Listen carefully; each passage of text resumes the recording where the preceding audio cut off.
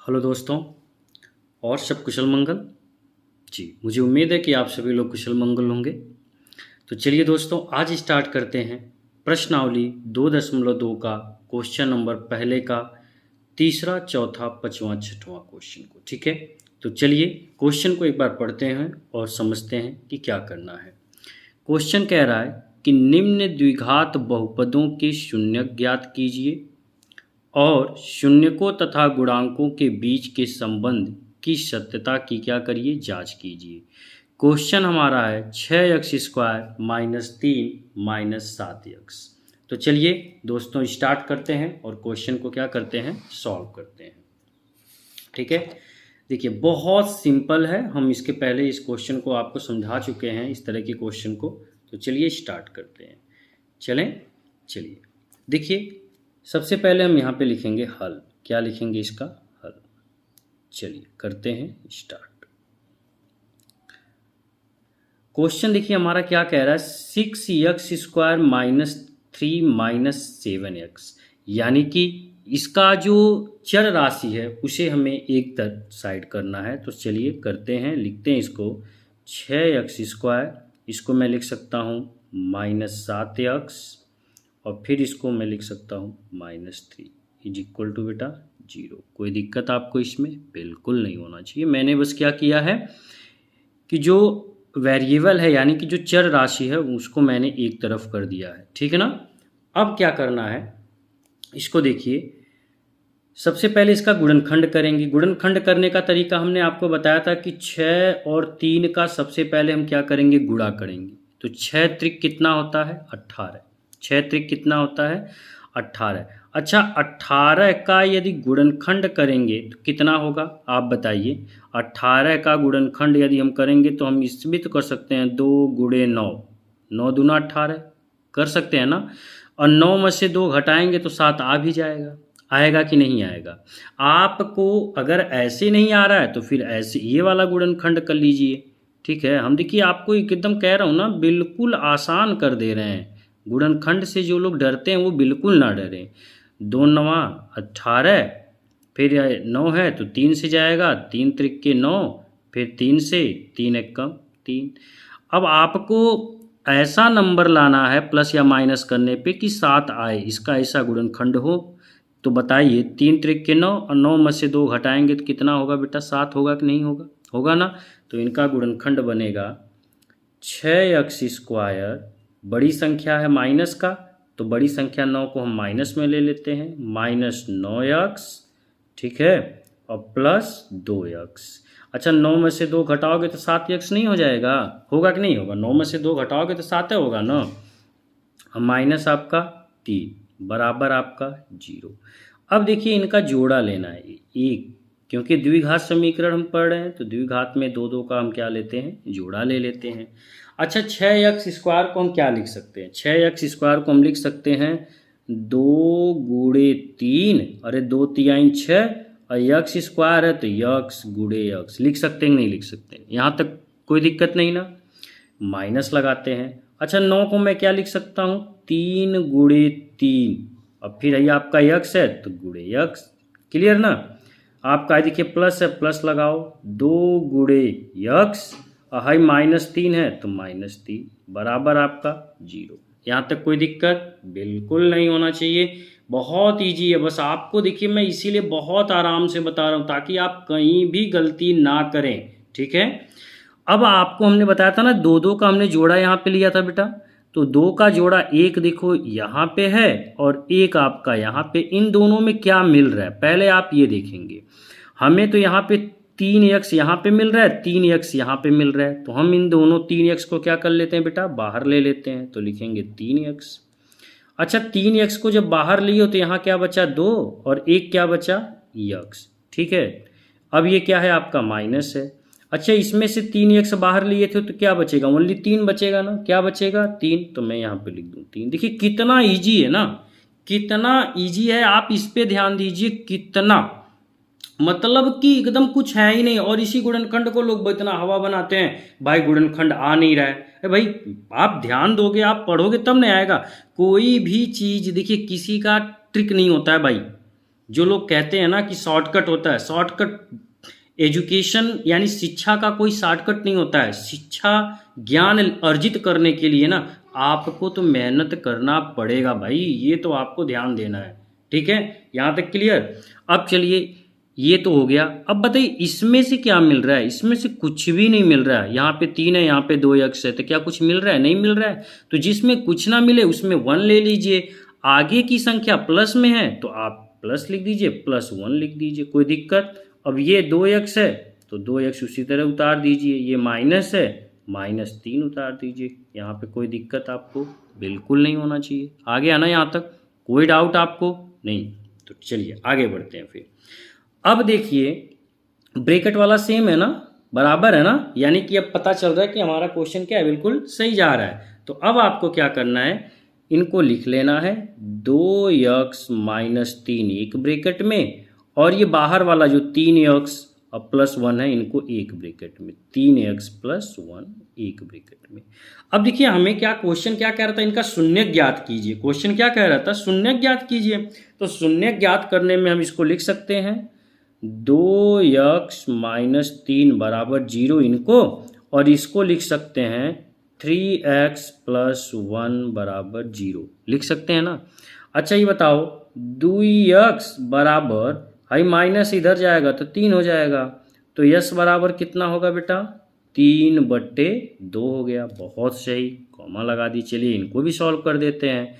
3x बराबर, high plus से इधर गया तो -1 हो गया, तो यक्स बराबर कितना हो गया, -1/3। यहाँ भी हो गया आपका। ठीक है, अब इसी में से हम क्या कर लेते हैं, एक को अल्फा मान लेते हैं। तो इसमें से अल्फा मान लेंगे 3/2 और एक को बीटा मान लेंगे, तो बीटा बराबर आपका हो गया -1/3। ठीक है ना, यहाँ तक कोई दिक्कत आपको नहीं ना? तो चलिए आगे बढ़ते हैं। इसकी हम थोड़ी सी जांच करेंगे। क्या करेंगे, इसकी हम जांच करेंगे। चलिए यहाँ पे हम जांच कर देते हैं। ठीक है, क्योंकि हमें जांच भी करना है। तो चलिए, क्योंकि क्वेश्चन कह रहा ना गुणांकों के बीच के संबंध की सत्यता की जांच कीजिए, तो चलिए सबसे पहले हम थोड़ा सा क्वेश्चन पे ध्यान देंगे। इसमें क्वेश्चन देखिए क्या कह रहा था, 6x² - 7x - 3 यानी कि 6x² - 7x - 3 में a का वैल्यू क्या है, 6। तो यहाँ पे हम लिख सकते हैं a बराबर 6। अच्छा b बराबर आपका क्या है, -7, तो b बराबर आप लिख सकते हो -7। अच्छा c बराबर इसमें कितना है, -3, तो आप लिख सकते हो c बराबर -3। यहाँ तक कोई दिक्कत नहीं ना, एकदम क्लियर। यहाँ पर यहाँ तक एकदम सबको आ गया ना जी, आना चाहिए बिल्कुल। टफ तो है ही नहीं बेटा, हमने कुछ नहीं किया, इसीलिए देखिए हमने आपको बहुत आराम से बताया ताकि आप इसमें कोई गलती की गुंजाइश करें ही नहीं। क्लियर यहाँ पे। अब आपको इसकी जांच करना है। क्या करना है बेटा, जांच करना। अच्छा जांच क्या कहता है पता है, जांच ये कहता है कि शून्यकों का योगफल एक और एक शून्यकों का गुणनफल। तो शून्यकों का योगफल क्या, यानी कि अल्फा प्लस बीटा बराबर क्या, -b/a। ठीक ना, तो अल्फा का मान अभी हमने यहाँ पे देखिए लिखा है 3/2, लिखा है कि नहीं लिखा है, तो हम अल्फा की जगह पे 3/2 कर दें, हाई प्लस है प्लस लगा दें। अच्छा बीटा का मान देखिए आपका है -1/3, तो आप यहाँ पे -1/3 कर दीजिए, कोई दिक्कत यहाँ पे नहीं। चलिए हाई माइनस लगाइए। b की वैल्यू अभी देखिए आपने लिखा है -7, क्या लिखा है -7, तो हम -7 कर देते हैं। और a की वैल्यू आपने लिखा है 6, क्या लिखा है आपने, a की, ये इक्वल है बेटा, a की वैल्यू आपने क्या लिखा है, 6 लिखा है। यहाँ तक कोई दिक्कत नहीं। तो चलिए अब 3 और 2 का एलसीएम कितना होगा, 3 और 2 का एलसीएम होगा 6, और 2 तिहाई 6, 3 आया भाग देने पे, तो 3 का 3 में गुणा करेंगे, 3 त्रिक के 9, अब प्लस माइनस आपका माइनस, और 3 दूना 6, तो 2 आया, 2 का 1 में गुणा करेंगे, 2 1 कम 2, और हाई देखिए माइनस माइनस क्या होता है प्लस, तो 7/6। ठीक ना। अब आप बताइए 9 में से 2 घटाएंगे तो कितना होगा, 7/6 यहाँ भी और 7/6 यहाँ भी, यानी देखिए बोथ साइड आर इक्वल हुआ ना, यानी दोनों साइड हमारा क्या है, बराबर हो गया। तो यानी कि हमारी जांच क्या है, बिल्कुल सही है। एक जांच और बचा है शून्यकों का, ये तो योगफल था, अब हम शून्यकों का गुणनफल कर रहे हैं। चलिए उनको हम यहाँ पे करके आपको दिखा दे रहे हैं। ठीक है, चलिए अब शून्यकों का गुणनफल क्या होता है आपको पता होना चाहिए कि क्या होता है, अल्फा गुणे बीटा बराबर आपका होता है सी अपान ए। क्या होता है, अल्फा अपान बीटा, अल्फा गुणे बीटा बट्टे सी अपान ए। तो अल्फा का मान क्या है भाई, अल्फा का मान देखिए 3/2 है, तो आप लिख लीजिए यहाँ पे 3/2 गुणे लगाइए। बीटा के वैल्यू आपका -1/3 है। सी की वैल्यू अभी आपने लगाया था यहाँ पे, सी की वैल्यू देखिए आपका है -3, तो यहाँ पे आप -3 कर लीजिए। और ए की वैल्यू जो है वह आपका है देखिए यहाँ पे 6, तो यहाँ पे आप 6 लिख दीजिए, ठीक है ना। अच्छा, प्लस माइनस का गुणा करेंगे तो कितना होगा, -3 होगा, और 3 दूना कितना होगा 6, बराबर इधर भी आपका देखिए -3/6, यानी कि इधर भी देखिए आपका इक्वल हो गया कि नहीं हो गया, यानी कि यह आपका जांच बिल्कुल क्या हो गया, प्रूव्ड हो गया। यानी कि आप यहाँ पे लिख सकते हैं PROVET, यानी सत्यता की जांच आपकी कैसी है बेटा, बिल्कुल सही है। तो आ गया हमारे प्यारे दोस्तों। चलिए अब हम बढ़ते हैं इसके दूसरे क्वेश्चन की ओर, क्योंकि इसमें हमने इसके सारे पार्ट्स आज करके आपको दिखा देने हैं ताकि आप आज इसको अच्छे से समझ सकें। चलिए इसका दूसरे क्वेश्चन पे आते हैं। इसका दूसरा क्वेश्चन भी इसी तरह से है बस, और वो सिंपल है, बहुत सही है।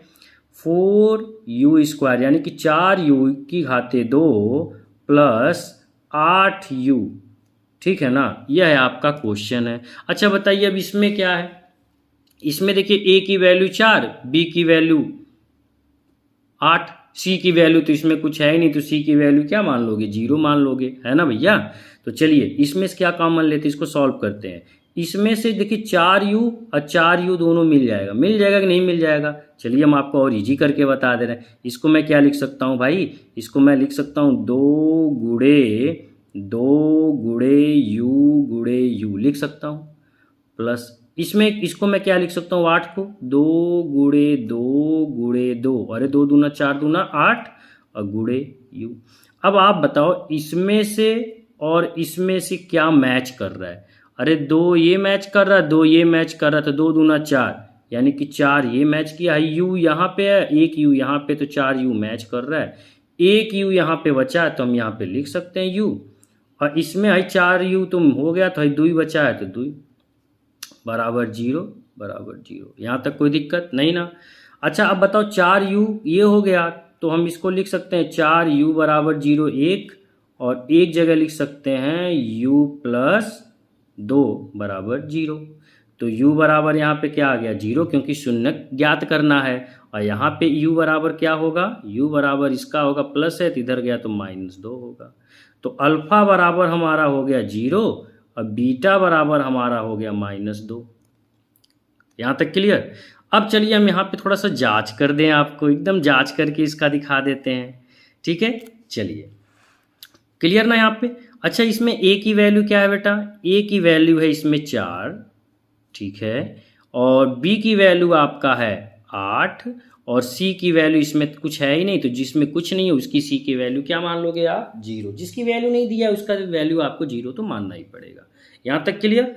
चलिए अब हम इसकी जांच करते हैं, इसका क्या करते हैं, जांच करते हैं। जब इसका हम जांच करेंगे तो क्या पाएंगे, यहाँ पे लिखते हैं जांच, और जांच में हमें मिल रहा है अल्फ़ा प्लस बीटा बराबर होता है -b/a।